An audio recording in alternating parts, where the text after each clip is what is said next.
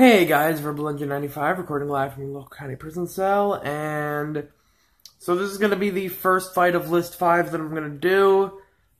Just in case something like this ever happens again, I'm going to start leaving a couple on List 5 that I'm going to do later. List 6 is not officially done, but it is on its way, so, keep that in mind. But coincidentally enough, some of you may have noticed for the older videos I did that had a character in them, but it wasn't against who I thought it was, I wrote the term outdated in parentheses in it. I'm going to take those off, first of all.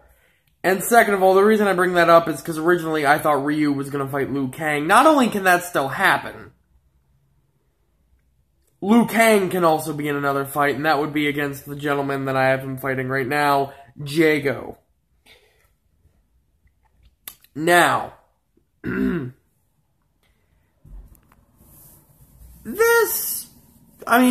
both monks. That would pretty much be the biggest thing. I've heard some people say, put him against Kung Lao or something. I'm gonna go ahead and stick with Liu Kang for now. I might do another one with Kung Lao later, but yeah, that's whatever it is. But anyway, Jago and Liu Kang. Let's start with Jago first. First, an obvious advantage, Jago has a sword.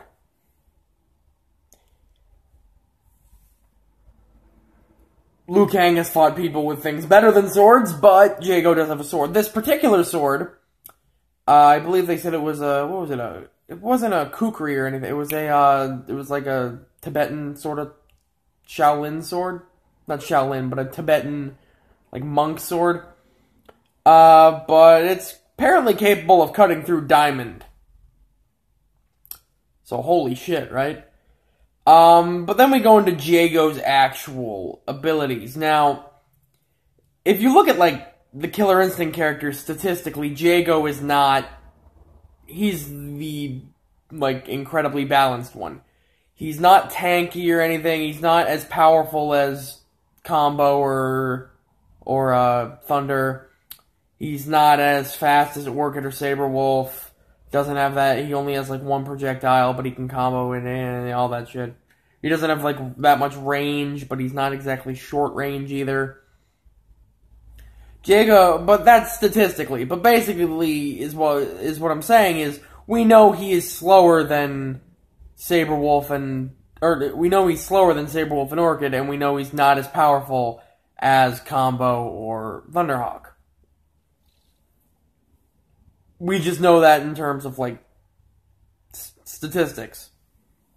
I wouldn't go measuring Combo or Thunderhawk's power yet, just for this, but basically, yeah, we know that in terms of pure strength, or striking power at least, he's not as strong as them.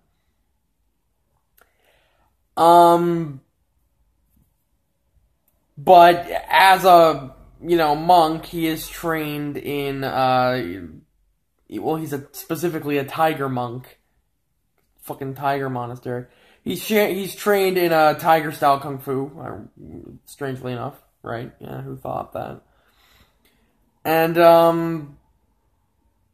he can go to town with that sword. Now, most of his attacks include, kicking and blah blah blah and shit like that. He basically does a ripoff of the Shoryuken, of course, and people seem to think that the Endokuken is a really big ripoff of the Hadoken. He does it with one hand. So, clearly, that is not a ripoff. Anyway, but the thing that does separate it is that he can rapid fire these.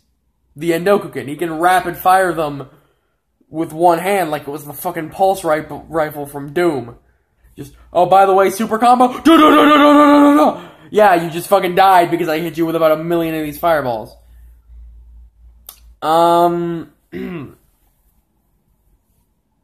Which definitely makes him, freaking awesome. The big debate in this situation would be whether or not Shadow Jago is because I have heard things of Shadow Jago just being, like, another character entirely, like, another person entirely. Like, Shadow Jago is the physical manifestation of Jago's hatred, and unlike Evil Ryu, where he turns into him, if Jago lets his anger slip, then Shadow Jago will pop out of him, and, like, because, you know, and he's obviously a lot stronger. If so, that would definitely fuck over Liu Kang. Now, could Liu Kang still win after that? Well, that's up for debate, but Shadow Jago would definitely be an odd way to settle this.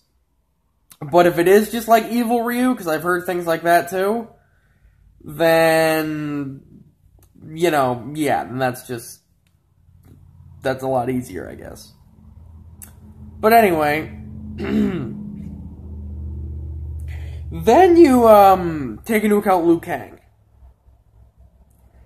who is just a monk, as far, I mean, he can do a lot of crazy shit, but, I mean, he can throw fireballs, and when I say fireballs, I don't mean, like, chi powers, I mean literal fire comes out of his hand. And, you know, there's that crazy, oh, by the way, I can flip in the air and kick you 1,000,000 times before hitting the ground. I'm not gonna really go into the whole martial art because I don't really think there was a set martial art that Liu Kang studied, if I'm not mistaken. Definitely, you know, Shaolin Kung Fu sort of monk stuff.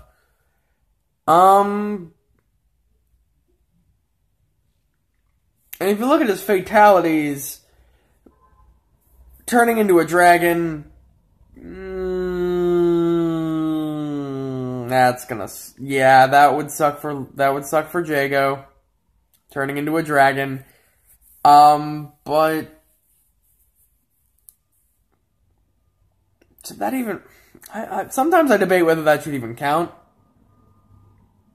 Then you look at MK DC where he stomps on your head a bunch of times, so, you know, that's not really that important. I could think that would be the way to finish him off. But the thing that I like about this fight is Liu Kang's other fatality, and then Jago's one no mercy that he does. Liu Kang can use the power of fucking Outworld to fucking drop a Mortal Kombat arcade machine on you, right? Jago can meditate and make a car fall on you. And when I was a kid, I swear I thought that was the car from Street Fighter 2. Like it was the same car. Somebody's gonna point out that it is or some shit, I guarantee you. But that's what we could see a double KO with that. Like imagine that, like Liu Kang's like, time to end this. Starts focusing his energy, Jago starts meditating, they both drop shit on each other, and they both die. That would be fucking cool. That would be funny. It would be a dick move by Screw Attack, but, yeah. So yeah, that's what I think of Jago Liu Kang. Worse ones have happened. By the way, I'm doing this in the day, but you guys aren't going to get this video until night or, like, tomorrow morning. And it is going to take a long time for the next one after Chuck Norris, Sega to Sanshiro to do. Because, again, I can't upload at the speed I used to be able to. It legit takes, like, hours and hours. It takes around, like, 10 hours to upload a video for me. Now. So, yeah, you guys are gonna, so, I know I'm usually one of the first guys to do stuff, unless I'm like a day late, but that's my point. You guys, you know, I've waited a day or two after the video came out to release videos about it. So, waiting 10 hours after it comes out, or waiting like 15 hours or something, because I might not get to see it immediately either. Waiting 15 hours is not that big of a deal. So, yeah, I guess I'll just release it whenever I release it. But anyway, Rebel Engine 95, see ya.